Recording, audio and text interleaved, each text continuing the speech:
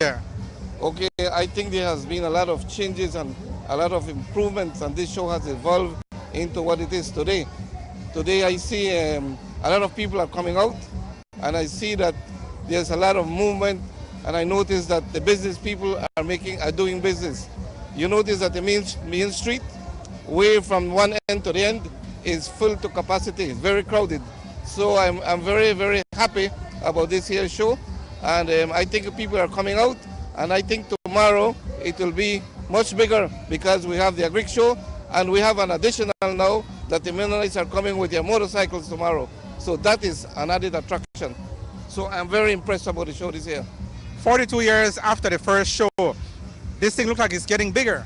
Yes, it is. It is. And you notice that there has been some changes and some improvement because you notice that we moved the center stage from the main street. So there's more ease of traffic and people can move better, and there is less prone to accidents and so on. But I am very, very impressed, and I want to congratulate the chairman and his committee for doing a very good job for preparing the show, because remember, after Richard, this place was all in a mess. But I am happy to see what it is today. This show is being held at a time when there are 2 points of concern on the horizon. One current going on, the onion situation in the north. How do we resolve that? Okay, well, when we took office in 2008, one of our priorities were to seek to promote those products that have a potential for export market. Onion was one of them. We started to work with the farmers. We started to conduct training. We assist them in the land preparation. In fact, we used to give them a tractor whereby they used to put the fuel and prepare their own land. We introduced some new technologies in terms of irrigation, and we have been telling the farmers that the market for Belize can only absorb a certain amount of onions. So we have been training them on an annual basis, telling them that they need to stagger their production, because if they plant and harvest at the same time, there's so much that the market can absorb. And that is one of the biggest problems, that all the farmers plant at the same time and harvest at the same time. And the another thing is that they are not curing their onions properly. You see, the onions need to be left on the field to dry for at least 2 weeks so that you can extend the shelf life. And that's another big problem. So what we intend to do is we are committing ourselves that next year we are going to take the bulls by the hand and work with all stakeholders, even involving the credit people, the institutions that offer credit, so that they do not lend to the farmers unless they plant at a certain time. They cannot plant at the same time, otherwise this thing will be repeating on a cycle. Every year we'll have the same thing. It's the same thing with vegetables. We encourage the farmers not to plant tomatoes at the same time, because when there's a bumper crop, the prices go down. It's good for the consumer, but then the farmers don't make any money. So that's one of the biggest challenge for us, to insist that the farmers plant staggered, because the market for onions is very small here in Belize, you see, and the technology for storage is not there yet. We don't have it. The only country that has a technology for storage is Holland. We have talked to our counterparts in Mexico. We have talked to our counterparts in Taiwan, and the technology for storage is not here.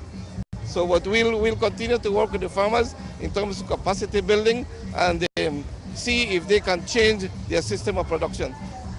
In the meantime, though, what will happen to the farmers who have already lost thousands of dollars because the crop basically rotted in the field this year? Well, we will do our best to see how we can help them so that they can recover that loss.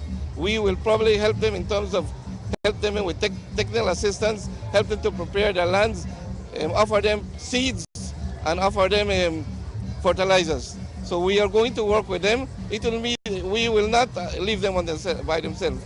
We will go there and offer what we can offer. I say a tech pack, and also give them the resources so that they can recover again, so that they can plant once again. Because we want to be self-sufficient in onions. We want to reduce the importation, because we import about $15 million worth of onion. Right now, we are producing about 5. So we are about 25% there. So in the future, we would like to see that Belize is self-sufficient in onion as well as other vegetables products.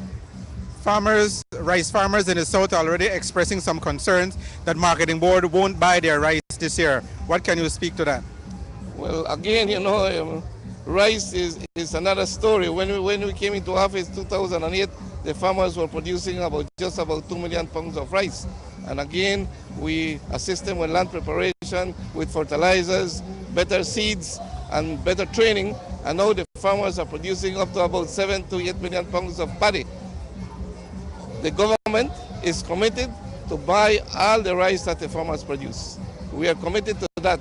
And we, at the same time, parallel to that, we are seeking markets. Right now, we are negotiating with Taiwan. We are negotiating with El Salvador and trying to see if we can form what you call an agreement, you call partial scope of agreement, just like we did with Guatemala, so that we'll be able to export our rice to El Salvador, because right now we are not competitive because we have to pay a duty. But once we sign this partial scope of agreement, we won't be able, they won't charge us any duty, and then we'll be competitive. But I want to tell the farmers to rest assured that we are committed to buy all the rice that they produce. Finally, your convention coming up on the political side now, leaving the government side, the political side, your convention coming up. What do you have to say to your constituents in Cayo Central? Well, my convention is next week Sunday, the 8th at 2 o'clock. I'm inviting everyone to come out because it's going to be bigger than ever. I know the people of Cayo Central. I feel it on my bones that they are with me because I have been working with them through thick and thin. When they cry, I cry. When they laugh, I laugh. So I believe that next week is going to be, history is going to be made again in Cayo Central because we'll have a big turnout. Now, you're going to be endorsed as the candidate to contest whoever else from whichever other party comes there. How confident are you that the people of Cayo Central will send you back to Belmopan? Well, Patrick, as I mentioned, I have been doing my homework. I have been walking the streets. I have been visiting my constituency. I am there every day for them. So I believe that the people of Cayo Central are sensible people. I know that they are with me because I have given them all my energies, all my passion that I have, and all my heart. And I'll continue to work for them to ensure that Cayo Central is a better place to live. I am going to work with the people to ensure that we give them the goods and services that they need so that they can improve their standard of living. I feel very confident that 2013 I will walk together with the Honorable Dean Barrow back to Belmopan. Thank you very much. Thank you.